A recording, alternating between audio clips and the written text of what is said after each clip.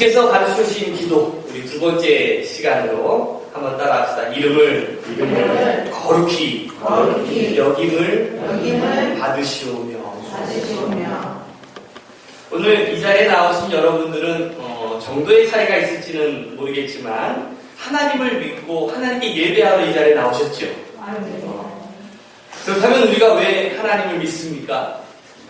예수 그리스도를 믿는 목적이 무엇입니까? 그 대답은 단순합니다. 구원받기 위해서입니다. 예수님께서 이 땅에 오신 목적은 분명합니다. 마가복음 10장 45절의 말씀에 보면 인자가 온 것은 섬김을 받으려 함이 아니라 도리어 섬기려 하고 자기 목숨을 많은 사람의 대속물로 주려 함이라 라고 말씀하고 있습니다. 사도 요한은 하나님께서 예수님을 이 땅에 보내신 목적을 우리에게 이렇게 증언하고 있어요. 요한복음 3장 17절에 보면 하나님이 그 아들을 세상에 보내신 것은 세상을 심판하려 하심이 아니요 그로 말미암아 세상이 구원을 받게 하려 하심이라. 그러니까 예수님께서 이 땅에 오신 목적은 분명합니다. 우리를 구원하기 위해서예요. 우리 중에는요, 태어나면서부터 믿음의 길에 들어선 사람들도 있습니다. 또한 그냥 중간에 믿음의 길로 들어온 사람들도 있지요. 믿음의 길에 들어서게 되면서부터 참 신기한 것은요, 믿음의 목적이 나에서부터 점점 이렇게 하나님께로 바뀐다라는 것을 혹시 경험해 보신 적 있으십니까? 그러니까 내가 믿음의 길을 걸어갈 때 모든 생각이 처음에는 내 중심, 나 중심의 삶을 살아가다가 점점 믿음이 점점 커져갈수록 그 믿음의 모습이 점점 나에서부터 어디로? 하나님으로 자꾸 이렇게 바뀌어가는 것을 우리는 경험하게 되죠. 우리가 예수를 알지 못했을 때 태어날 때부터 가지고 있었던 자기 중심성의 마음, 그래서 어떻게 보면 우리가 기도할 때마다 하나님 나 좀 봐주세요. 제 기도 좀 들어주세요. 내 기도 나만 이 나라고 하는 중심성에서부터 시작해서 나라고 하는 그 중심성으로 끝나고 말았던 나의 기도가 이제는 바뀐다는 사실이에요. 예수를 조금씩 알아가면서부터 어떻게 해요? 조금씩 하나님에 대해서 마음의 문을 열고 이제는 나보다는 다른 사람을 위해서 또 나보다는 하나님을 위해서 전에는 눈에 보이는 물질과 쾌락과 명예를 쫓았다면 이제는 그것보다 더 중요한 나의 삶의 가치와 본질을 더 간구하는 모습으로 내가 바뀌고 있다는 사실이에요. 저는 그것이 바로 우리가 하나님을 더욱더 알아가는 그리고 성숙한 성도의 그러한 모습이라고 저는 믿습니다. C.S. 루이스가 표현했듯이 이 하나님은 인간 안에 두 가지 가능성을 넣어주셨대요. 동물적인 차원으로 전략할 가능성이 있고요. 또 하나는 하나님의 차원으로 발전될 가능성을 우리에게 주셨다는 거예요. 여러분도 선택하셔야 돼요. 동물이 되느냐, 하나님처럼 되느냐. 우리가 뭐 하나님처럼 된다고 해서 신이 된다는 것은 아니고요. 오늘 기독교는요, 힌두교나 다른 종교처럼 인간이 신이 될 수 있다고 믿는 종교가 아니에요. 하지만 하나님은요, 하나님께서 우리를 창조하셨을 때 누구의 형상대로 창조하셨죠? 하나님의 형상대로. 하나님의 형상대로 창조하셨다는 것은 하나님의 속성이 또 하나님의 본성이 우리 가운데 어느 정도 그림자처럼 그려져 있다는 거잖아요. 그런데 문제는 뭐예요? 우리 인간이 타락함으로 그 형상이 어떻게 됐어요? 깨져버렸어요. 그래서 그것을 그대로 방치해두면 우리는 동물적인 차원으로밖에 살 수가 없는 거예요. 그러나 예수 그리스도 안에서 하나님의 형상이 다시금 회복되는 순간에 우리는 하나님의 차원으로 변화될 수 있다는 것이죠. 사랑하는 우리 새로남교회 성도 여러분, 오늘 주님께서 가르쳐주신 이 기도를 통해서 하나님께서 하나님 되심을 고백할 수 있는 그런 믿음의 성도들이 되시기를 주님의 이름으로 축복합니다. 나라는 그런 이기심을 좀 버리고 하나님의 차원을 좀 회복할 수 있는 그런 성숙한 우리 성도들이 되었으면 좋겠어요. 독일의 시인, 여러분들 아마 잘 아실 거예요. 라이너 마리아 릴케라고 하는 시인이 있습니다. 그 시인이 이런 고백의 시를 우리에게 가르쳐주고 있어요. 한번 잘 들어보세요. 제 눈을 감겨주소서 주님을 볼 수 있도록, 제 귀를 막아주소서 주님의 음성을 들을 수 있도록, 발이 묶여도 저는 주님께 가렵니다. 혀가 없어도 주님께 기도하렵니다. 제 팔을 꺾어주십시오. 주님을 껴안도록, 손으로 잡듯 제 마음으로 주님을 잡도록 제 심장을 결박하소서. 그러면 제 뇌가 활동할 것입니다. 제 뇌에 불을 붙이시면 저는 뇌에서 흐르는 핏줄기로 주님을 전하겠습니다. 참 멋진 기도고 참 멋진 고백 아니겠습니까? 오늘 주님께서 우리에게 가르쳐주신 이 기도는요, 어떻게 보면 너무나 멋진 그런 우리의 신앙의 고백이 될 수가 있어요. 지난 시간 우리가 살펴본 대로 하늘에 계신 우리 아버지여 라고 하는 이 시작되는 이 주기도문은요, 6가지 청원의 기도가 있습니다. 처음의 셋은요, 하나님을 향한 청원의 기도예요. 첫 번째가 뭡니까? 아버지의 이름을 거룩하게 하옵소서. 그리고 아버지의 나라가 오게 하옵소서. 아버지의 뜻이 하늘에서와 같이 땅에서도 이루어지게 하옵소서. 다음에 이어지는 세 개는요, 기도자, 바로 우리 자신에게 향한 청원의 기도예요. 오늘 우리에게 일용할 양식을 주소서. 우리가 우리에게 잘못한 사람을 용서하여 줄 것 같이 우리의 죄를 용서하여 주소서. 그리고 6번째, 우리를 시험에 빠지지 않게 하시고 악에서 구하옵소서. 앞으로 이 주기도문 강해를 통해서 한 절 한 절 우리가 이 말씀을 살펴보겠지만, 기도하는 사람이 어떤 필요를 구하기 전에 먼저 내가 어떤 대상을 향해서 이것 주세요 청원을 하기 전에 먼저 그 기도의 대상인 하나님을 향해서 기도하고 고백한다라는 것이 오늘 우리가 정말 주기도문을 하면서 우리가 배워야 될 중요한 비결이에요. 오늘 하늘에 계신 우리 아버지여라고 시작되면서 우리에게는 분명한 기도의 대상이 있다라고 말씀을 드렸어요. 그냥 우리는 우리의 기도가 어떤 그냥 이름도 알지 못하는 신이 아니라, 그리고 그냥 내 내면을 향해 양심의 내면의 소리가 아니잖아요. 우리의 기도는요, 구체적인 대상이 있는 거 아니겠습니까? 그리고 그 이어지는 기도, 아버지의 이름을 거룩하게 하소서라고 하는 오늘 본문의 말씀. 오늘 이 기도는요, 하나님이 어떤 분인지를 우리에게 알려주고 있는 거예요. 사람의 이름이 그 사람의 인격과 신분을 나타내는 것처럼 하나님의 이름은요, 하나님의 모든 속성을 우리에게 알려주고 있어요. 우리가 어떤 사람의 이름을 부를 때에 그 사람의 됨됨이, 또 취미, 성격, 여러 가지 기질, 그런 인격들을 우리가 생각하는 것처럼 우리가 하나님의 이름을 부를 때에 우리는 하나님의 어떻게 보면 모든 것을 생각할 수 있습니다. 여러분, 지난번 우리가 변화산 기도회 때요, 우리 봄에 했던 변화산 기도회 때 주제가 뭐였습니까? 하나님의 이름이었잖아요. 그때 하나님의 이름에 대해서 함께 말씀을 좀 나누면서 우리가 어떤 하나님을 배웠습니까? 엘로힘이 어떤 하나님이었어요? 전능하신 하나님이었어요. 여호와 이레의 하나님, 준비하시는 하나님, 여호와 라파의 하나님, 치료하시는 하나님, 그리고 여호와 롤리 하나님, 우리의 목자가 되어주시는 그 하나님, 여러 가지 하나님의 이름을 부르면서 하나님에 대해서 우리가 배우지 않았습니다. 오늘 우리는 이 주기도문을 통해서 하나님의 속성을 알게 되고 우리는 하나님의 능력을 고백하게 되는 거예요. 특히 하나님의 이름을 어떻게 해요? 거룩하게 한다는 것. 이 거룩하게 한다는 것의 의미가 과연 어디에 있을까요? 이 의미는요, 단지 도덕적인 내용만을 포함하는 것이 아니라 한 걸음 더 나아가서 이 거룩이라는 개념은요, 다른 어떤 것들과 구별되었다는 거예요. 여러분, 성전의 기구를, 우리가 성전에 있는 모든 물건을 거룩한 성전의 물건이라고 불러요. 왜 이 성전에 있는 기구들이 거룩합니까? 그런데 보세요. 이 드럼, 전에는 참 우리가 어른들 옛날에 딴따라라고 해가지고 교회에 어떻게 감히 드럼을 갖다 놓을 수가 있어요. 그렇죠? 요거는 어디에만 있어야 돼요? 나이트클럽에다 가야지 있는 물건 아니겠습니까? 그런데 똑같은 드럼이지만 이 드럼이 어디 안에 들어와 있느냐에 따라서 이 물건은요 구별되었다는 거예요.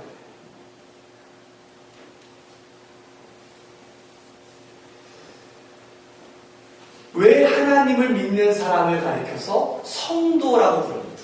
성, 거룩할 성자. 그렇죠? 여러분들을 성도라고 불러요. 왜요?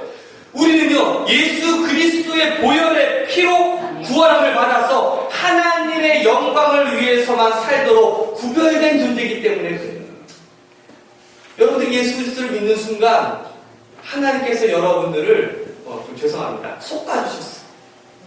알곡과 가라지를 이렇게 솎아주셨다는 거예요. 그러니까 구별되었다는 거죠. 구별되었다는 것, 그리고 구별되어야 하는 것, 이것이 얼마나 중요한지 몰라요. 하나님의 이름이 거룩히 여김을 받으시는 것, 즉 하나님의 명예를 드높인다는 것과 똑같은 말씀인데 뭐 어떻게 하면 우리가 하나님의 명예를 높일 수가 있을까요?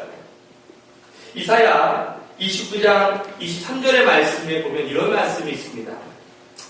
야곱이 자기의 자손 곧 그들 가운데서 내가 친히 만들어준 그 자손을 볼 때 그들은 내 이름을 거룩하게 할 것이다.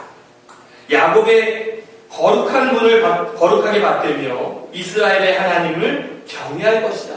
이 말이 무슨 말이냐면 우리가 하나님과 믿음의 고백을 통해서 어떤 끈이 연결되어 있다는 거예요.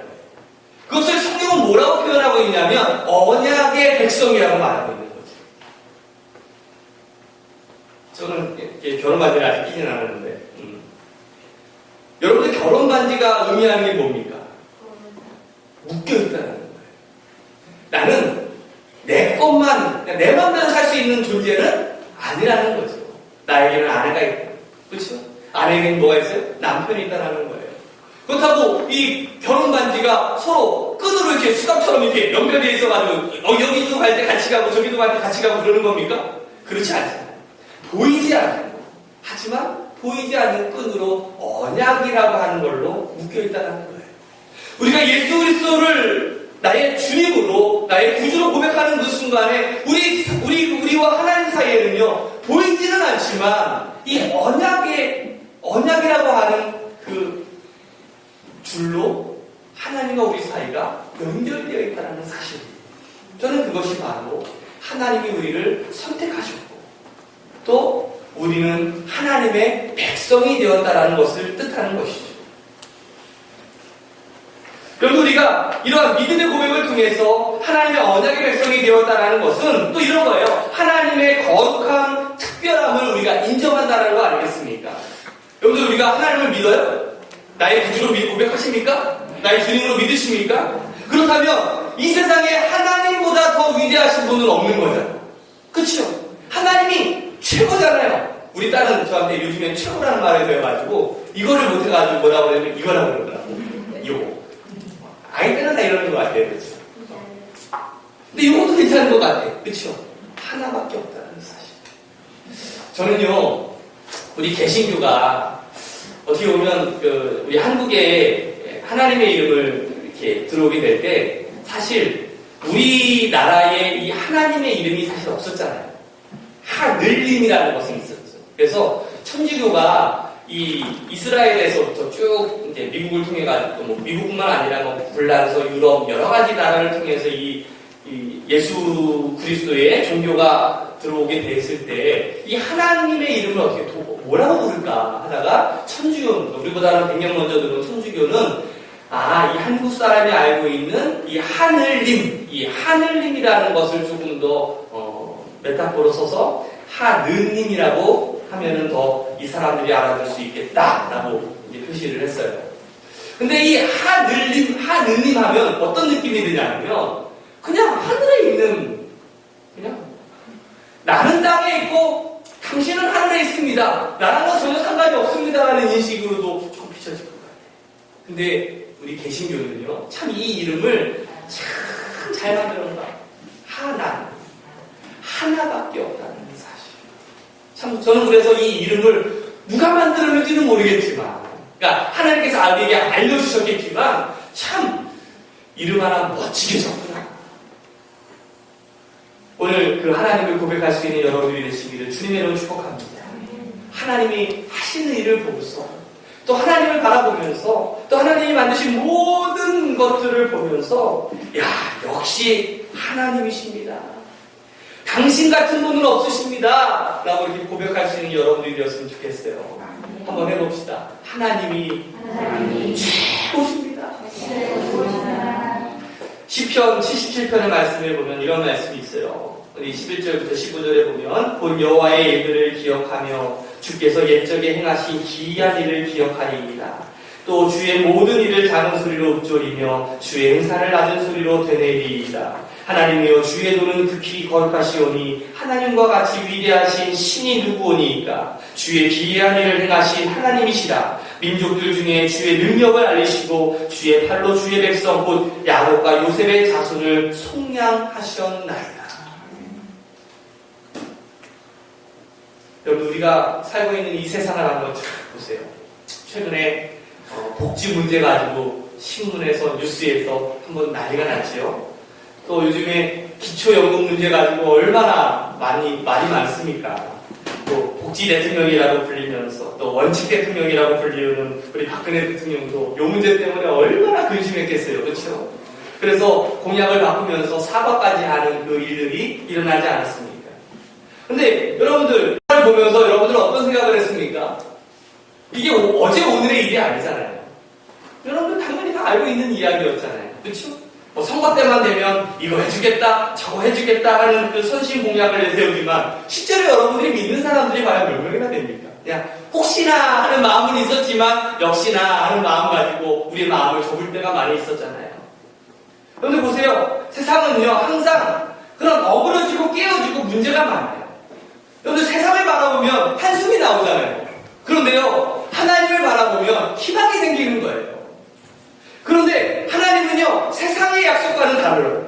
하나님은요 신실하신 분이십니다.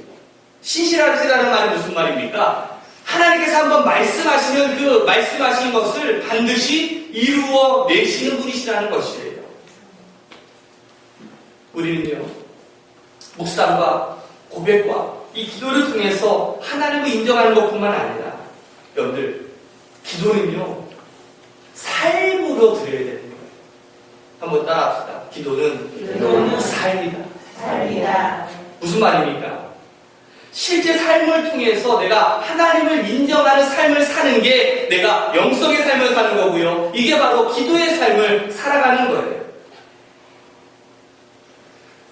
그런데 이스라엘 백성들의 모습을 보니까 성경에 나타난 그런 많은 부분에서 이 점에서 실패한 이스라엘의 모습을 우리는 볼 수가 있어요. 하나님은요, 백성은 하나님을 떠나가고 특히 제사장들조차도 하나님의 백성이 잘못된 길을 걸어감에도 불구하고 그것들을 지적하지 않아요. 에스겔 22장 26절 말씀에 보면 이런 말씀이 있습니다. 이 땅의 제사장들은 나의 율법을 위반하고 나의 거룩한 물건을 버렸다. 그들은 거룩한 것과 속된 것을 구별하지 않으며 부정한 것과 정한 것을 구별하도록 깨우쳐주지도 않으며 나의 안식일에 대하여는 아주 눈을 감아버렸으므로 나는 그들 가운데서 모독을 당하였다. 새 번역 성경이었는데 여러분 보세요. 제 마지막에 모독을 당하였다라는 말이 참 놀랍지 않습니까? 하나님께서 모독을 당하셨대요. 여러분들 사람들이요 착각하는 것이 하나가 있습니다. 여러분들 우리가 하나님을 모독하는 사람이요 누군 것 같아요? 하나님을 알지 못하는 사람이 하나님을 모독할까요? 아니면 하나님을 아는 사람이 하나님을 모독할까요? 하나님을 모르는 사람은요 알지도 못하는 사람을 알지도 못하는 하나님을 어떻게 모독할 수가 있겠어요? 문제는 우리 믿는 자들이 하나님을 모독할 때가 너무나 많이 있다는 사실이에요. 하나님을 알고 있는 우리가 이 땅에서 하나님의 백성처럼 살지 못할 때 그게 바로 하나님께 모독이 되는 거 아니겠습니까? 요즘에 고소고발 사건들이 계속 이루어지면서 명예훼손이다, 명예훼손이다, 여러 가지 그냥 그러한 기소되고 하는 부분들이 굉장히 많이 있는데, 만약에 하나님께서 여러분들을 기소하신다면 이 중에 살아남은 사람들이 과연 몇 명이나 있을까? 오늘도 우리는 끊임없이 하나님의 명예를 더럽히면서 살아갈 때가 얼마나 많이 있습니까? 그럼에도 불구하고 하나님은 베드로전서 2장 9절 말씀처럼 너희는 택하신 족속이요, 왕같은 제사장들이요, 거룩한 나라요, 그의 소유된 백성이니 이는 너희를 어두운 데서 불러내어 그의 기이한 밑에 들어가게 하시니 아름다운 덕을 선포하게 하려 하심이라 라고 우리에게 말씀하고 있어요. 우리가 끊임없이 하나님을 모독하고 하나님의 명예를 더럽힘에도 불구하고 하나님은 우리를 끝까지 사랑해 주시고 다시 한번 기회를 주셔서 하나님을 전할 수 있는 복음의 일꾼으로 우리를 사용하고 있다는 사실. 정말 이 세상에서 정말 더러운 옷을 입고 이 자리에 와서 하나님께 우리가 간절히 하나님 도와주십시오라고 우리가 무릎을 꿇을 때에 하나님께서는 여김없이 오늘도 보혈과 같은 피로 우리를 깨끗게 하시는 그 하나님을 오늘 이 시간 이 예배를 통해서 만나는 거 아니겠습니까? 하나님께서 우리를 어두움에서 불러내어서 빛의 자녀요, 그리고 택함을 받은 족속으로, 그리고 제사장으로 우리를 삼아주셨다는 사실. 여러분들, 우리가 예수를 믿는다라는 것은요, 우리의 삶을 통해서 하나님을 드러내야 되는 거예요. 사도행전 2장 47절의 말씀에 보면 초대교회에 우리 믿음의 선배들의 모습이 있지 않습니까? 여러분들, 47절 말씀에 보면 이런 말씀이 있어요. 하나님을 찬미하며 또 온 백성에게 칭송을 받으니 주께서 구원받는 사람들을 날마다 더하게 하시니라. 여기 제 앞에 보면 하나님을 찬미하며 또 온 백성에게 무엇을 받아요? 칭송을 받는데요. 온 백성은 어떤 사람을 말하고 있는 거예요? 세상 사람들이에요. 내 옆에 있는 이웃들이, 야, 네 모습을 보니까, 너의 가정을 보니까 진짜 하나님 믿는 가정이구나. 야, 역시 하나님 믿는 사람은 다르구나. 이렇게 칭찬한다라는 거 아니겠어요? 예수 믿는 사람은요, 세상 사람들과는 달라야 됩니다. 그리고 그들의 칭찬을 들어야 됩니다. 그리고 그 칭찬이 나를 향한 칭찬이 아니라 나를 통해서 누가 영광 받아야 되는 거예요? 하나님께서. 하나님을 향해 그 칭찬과 영광을 돌릴 수 있는 우리 새로남교회 성도들이 되시기를 주님의 이름으로 축복합니다. 이름이 거룩하게 여김을 받으시오며, 이 말씀은요, 나의 행실, 나의 언행, 나 자신을 통해 하나님께 영광 돌리는 삶을 살아가는 우리 예수님의 기도임을 여러분 기억하시기를 주님의 이름으로 축원합니다. 기도하겠습니다.